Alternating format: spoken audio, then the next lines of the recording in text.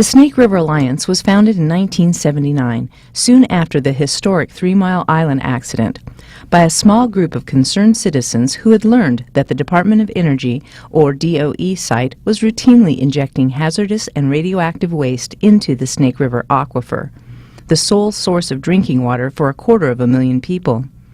The focus of our first efforts was to build public pressure to stop this irresponsible practice. In 1987, the injection well at the DOE site was capped. From our founding, the Alliance has been actively and absolutely opposed to nuclear weapons. Our threatened litigation stopped construction of the first new production reactor at the DOE site, which was designed to produce weapons-grade material. Throughout the 1980s, our hazardous materials transport project educated Idahoans about the risk of nuclear activities in the state. We produced a steady stream of research publications and organized educational events, such as the Peaceful Priorities Conference and Swimming Upstream to Protect Communities Downstream, which brought author-activist Helen Caldecott here. In 1984, we began Children in the Nuclear Shadow, a 2-year project to bring attention to children's fears about nuclear war. Between 1987 and 1990, the Alliance focused on blocking construction of the Special Isotope Separator, which would have produced weapons-grade plutonium. In 1992, we worked with a broad range of public interest groups and state regulators to achieve passage of the Federal Facilities Compliance Act, which forced the Department of Energy to obey America's core hazardous waste law. Also in 1992, we were active in the successful opposition to the construction of a second new production reactor and the revamping of the nuclear weapons complex. Our Stop the Shipments campaign in the early 1990s trained public attention on U.S. Navy nuclear waste coming to Idaho.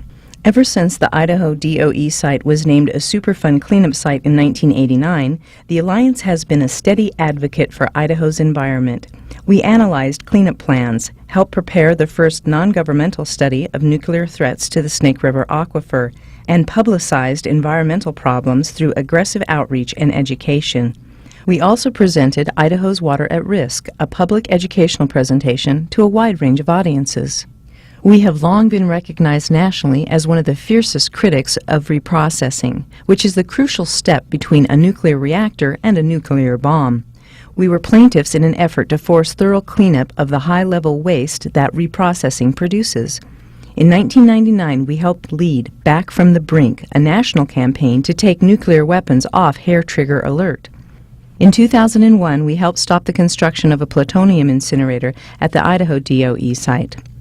All our work is informed by cooperating with other groups working on similar issues. In 1987, we helped found a national coalition of citizens groups, bringing together people from across the country who live in the shadow of the nuclear weapons complex. Each year, we have traveled to Washington, D.C. to discuss our concerns with our congressional delegation and other activists nationwide. The Snake River Alliance helps sustain and invigorate Idaho's progressive community through a variety of events, rallies, community dinners, and celebrations, such as the concerts like Water for Life and One Small Voice. Featured artists have included Carole King, Rosalie Sorrells, Jackson Brown, Steve Miller, Bonnie Raitt, and Ronnie Sue Blakely. And now, in the 21st century, the nuclear industry has been ramping up its efforts by touting nuclear energy as a solution to climate change.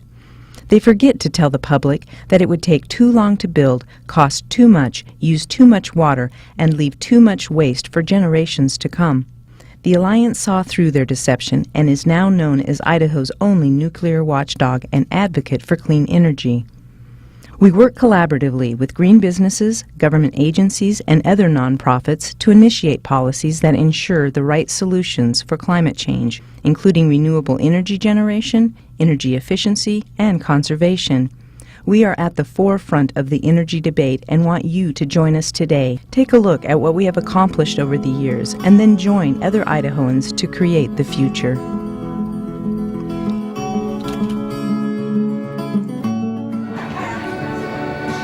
Well, along about 1974, I left Sun Valley because it got to be a horrible place. I packed my Ray-Bans and Gucci duds, started going to work in the Idaho's club. I used to do that, by the way. Fix butts. I rolled on down into Burley Town, the barbecue potato rust got an obvious brown. Excuse me, I don't know. That's right there. I said, sweet thing, I'll dig you later. Right now I'm looking for an Idaho tater. There it is. That works. Ready Idaho's blood, long and green, covered with butter and sour cream. Well, you dig it from the ground and you clean off the mud. There never was a tater like the Idaho blood. Oh, yeah. Now they eat down the lobsters on the coast of Maine, and the Gila monster on the Texas plain. Well, the folks down under eat the Wichita grub. They all taste better with the Idaho blood. You can make it in the vodka or make it in the beer. You can eat it with a chicken or an old dead steer. Roadkill any kind, glad and funny, good for you. I'll stop her up a gas can, serve it at the club. There never was a tater like the Idaho Spud. Maybe Idaho Spud, long and green, covered with butter and sour cream. Well, you dig it from the ground and you clean off the mud. Never was a tater like the Idaho Spud.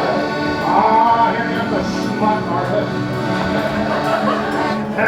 There's nuclear waste on the desert floor, and the AEC wants to chip in more, and more, and more. There's a hole in the ground where they're dumping their crud, radioactive Idaho stuff.